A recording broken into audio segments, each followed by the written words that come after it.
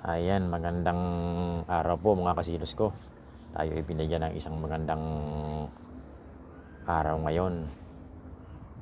Tayo po ay pasalamat. Tayo binigyan pa ng isang magandang araw. Kaya, paalala ko lang po pala mga kasilos ko, saan man po tayo naroroon, ano man pang inyong ginagawa, tayo po lagi mag-iingat sapagkat hindi na po natin alam ang ating mundong ginagalawan. Ay kabi-kabila po ang lindol, tayo po ay mag-iingat dahil po tila po yata binabawi na po ng amang mahal na Jesucristo na siya pong lumika ang ating pong mundong ginagalawan. Tayo po ay laging gagawa po ng mabuti, huwag tayo pong gawa ng masama para pag tayo po ay kanya pong binawi na ang ating hiram na buhay, ay sa kanya po tayo pupunta, hindi po dito.